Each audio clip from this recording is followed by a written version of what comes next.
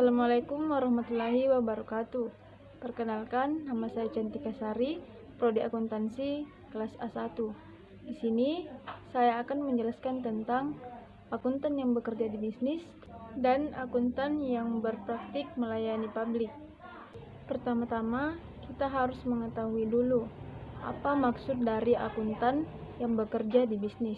Maksudnya yaitu seorang akuntan yang berpraktik melayani publik ketika melakukan aktivitas profesional berdasarkan hubungan akuntansi tersebut dengan kantor, baik itu sebagai tenaga kontrak, karyawan, ataupun sebagai pemilik perusahaan.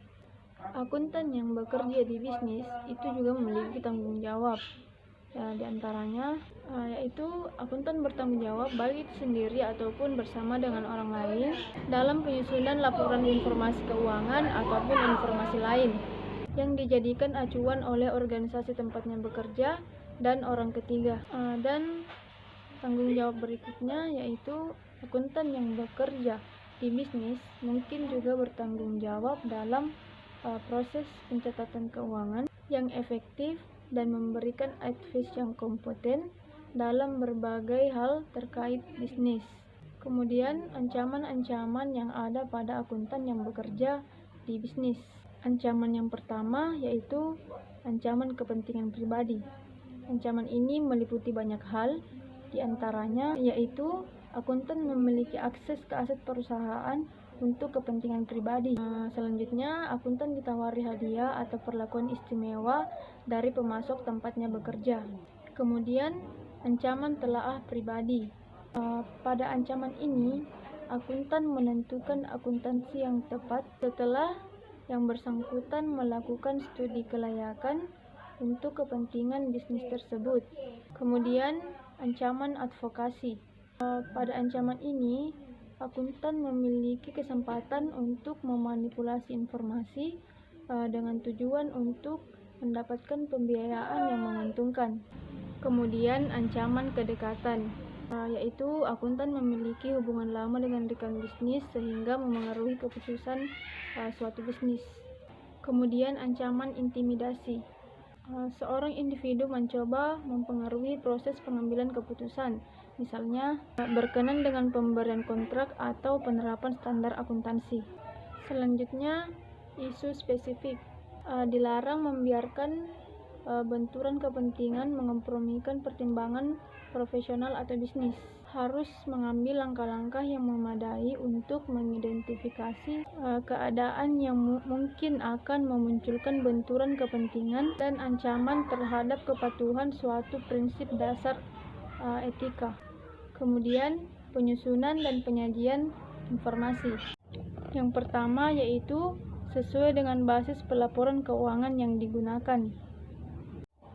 Kedua, dengan cara yang tidak dimaksudkan untuk menyesatkan atau memengaruhi keluaran suatu kontrak atas peraturan secara tidak tepat. Kemudian, menerapkan pertimbangan profesional. Yang terakhir, tidak meninggalkan apapun dengan maksud untuk meninggalkan informasi yang menyesatkan atau memengaruhi keluaran suatu kontrak atau regulasi yang tidak tepat. Kemudian penggunaan diskresi. Tidak menggunakan diskresi dengan tujuan untuk menyesatkan pihak lain atau memengaruhi keluaran suatu kontrak atau regulasi secara tidak tepat. Kemudian diskresi ini juga bisa dilakukan pada saat melakukan aktivitas profesional. Kemudian informasi yang mungkin menyesatkan ketika mengetahui atau memiliki alasan bahwa informasi yang terkait dengan dirinya adalah informasi yang menyesatkan, maka akuntan harus mendapatkan solusi untuk bagaimana menyelesaikan masalah tersebut. Kemudian keahlian memadai dan kepentingan keuangan.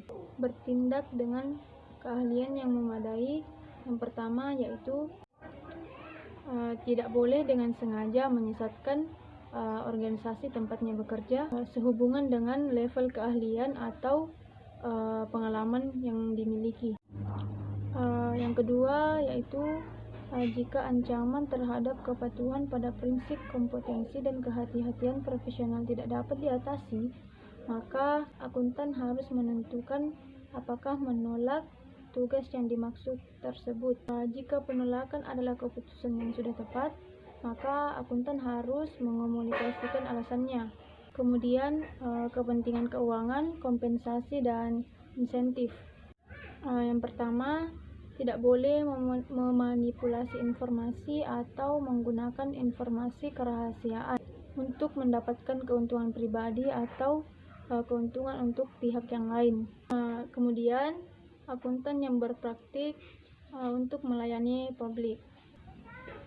Pada kegiatan ini, akuntan juga mengalami atau menghadapi beberapa ancaman, yaitu ancaman kepentingan pribadi, ancaman telaah pribadi, ancaman advokasi, ancaman kedekatan, dan ancaman intimidasi.